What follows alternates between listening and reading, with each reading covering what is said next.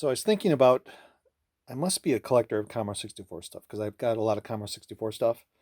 And you think back, you know, when these were new, you go over somebody's house, they had this is what you had. This was a computer. People had this in their house. You'd walk in, they have all this set up, and that's what you did. You did your word processing, you did your games, all the other stuff right here. And you don't see that anymore. You just don't see that anymore. So I set this up about a year and a half ago, maybe 2 years ago, and just because I want to relive my childhood. I want to relive my childhood. So you got to have the whole setup. I mean, you can do this through RetroPie. You can get the C64 mini, which I highly recommend getting it anyway because it makes it so much easier. Just plug it in and start playing. But if you have the space, time, and money, get yourself a Commodore 64. Especially if you had one. Even if you never had one, it might be fun to have it again or get into it because it's kind of a cool piece of history. You're going to need a couple things. You're going to need, of course, the Commodore 64, which is kind of hard to find. They haven't made them for a long time, and they're pricey. eBay, you're looking at a minimum $100 for a working one, $100 for a working Commodore 64. That's just for the Commodore 64. Of course, you're going to need the floppy drives. You can see I got a couple different. I got a blue chip one and the Commodore 1541, the classic. I got a whole bunch of 1541s. Um, Problem is, a lot of this stuff it's old. It's old, so they may be broken or they may break. That's part of the getting old, I guess. You start to break. Other things you may want to look at: tape drive. I don't see too many of those break. I mean, they probably did get tons of use. It's kind of good for a laugh. If you ever want to have some fun with Commodore 64, get a game on tape and load it and see how long your patience lasts. And of course, you're going to want some joysticks. I like the Wicca ones, but you can use Atari 2600 joysticks. And of course, the Commodore monitor, 1702, 1701s, just to have it full Commodore-ish. But you can hook it up to any kind of TV you want, even an LCD if you got a composite. But a couple other things you're going to want if you don't want to go full school floppy drive. And you got to remember, if you get the floppy drive, you're going to have to get floppies. You're going to have to get floppies with games on it. So if you don't have all that stuff, you're going to be hunting around for that. You can see here I got the Wicco. We have a unopened box of floppies, and you're looking just if you want blank floppies, $10 probably. I'd say about $10 for a box of blank floppies. But you don't need to do that if you don't want to. Usually go on eBay. You can see somebody selling off their collection of games and get a whole pile of games for fairly inexpensive. Drives aren't that expensive. Commodore 64s usually are. These are usually, let's say, we have 50 to $100 depending on what kind you get. Things you're definitely going to want if you do use the floppy drive, you're going to want a fast load cartridge. So you're going to want fast load. There's other companies made these, but this was usually the best one. And this usually goes about $20, $30 on eBay. Or you can go to the Future 8-bit and get a Epix Fast Load Reloaded. I can't remember what I paid for this. I think it was under $20. And this is probably the best way to go. This is brand new. But if you want the really original one, you can do that. Or this one. Actually, I lost this for a long time. Couldn't find it. So I bought this. And then I found it. So definitely going to want that. But if you want to cheat a little bit, I do recommend doing two different things.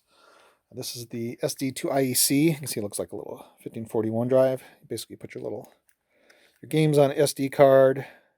Put it back in the hole.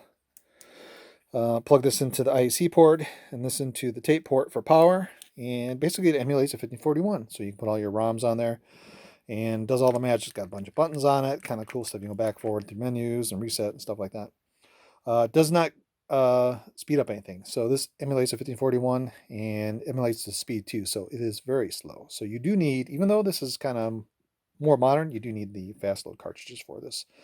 You don't absolutely need them, but if you want them to load fast, you won't need them. What I do recommend is the backbit. You go to backbit.io, that website backbit.io, and you can please, it's a little pricey. It's about $100 for this. But basically what it is, it's a Commodore 64 cartridge. It's got a back button, light, little flash card.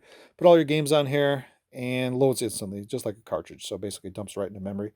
Instantly saves the original ROM, doesn't modify that, puts a copy of it. So any saves you're saved there, you keep the original game untouched on here. Really cool. There are a lot of other features. Take a look at backbit.io. You'll see the backbit. This is, like I said, about $100. Definitely worth it. Absolutely 100% worth it. Even if you just want to do retro stuff and you want to save your floppies, go with this guy. The other thing, since these guys are old, it's probably going to break. I have a whole pile of these that are broken that worked. Of course, everything worked at some time, but now I turned it on, worked for a while, then it died. you might want to take a look at the Commodore 64 dead test cartridge. You can get these all over eBay. This one's got a nice, this was actually from the futurewas8bit.com. But you can get them all over without the little case and stuff like that. Very, very inexpensive. But basically what you do, plug this in the cartridge port and I'll tell you what's wrong. Or fairly close to what's wrong. You just say, hey, memory, the fourth memory chip's bad, or the VIC chip's bad, or something like that. So definitely worth getting, especially if you've got a whole bunch of computers that are broken, because you don't want to throw them out.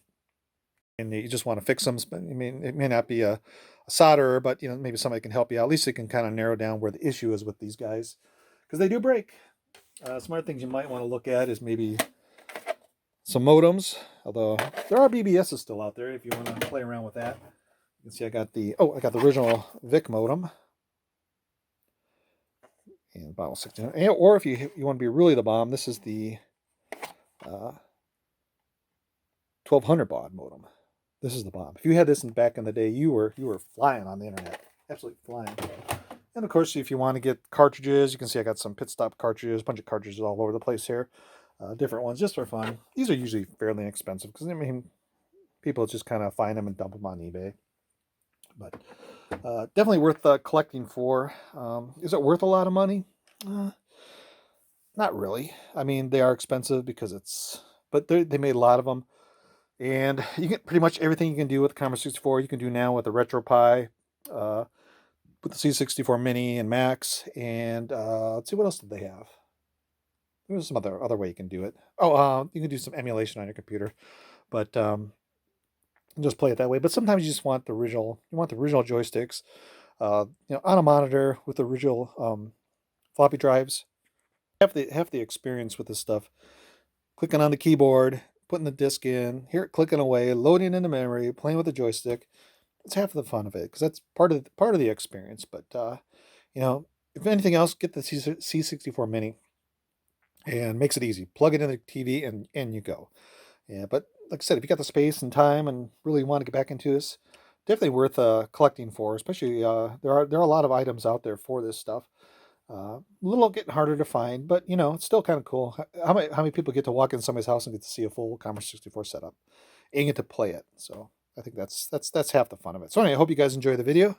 That's you guys. Hold on. You guys have a great day.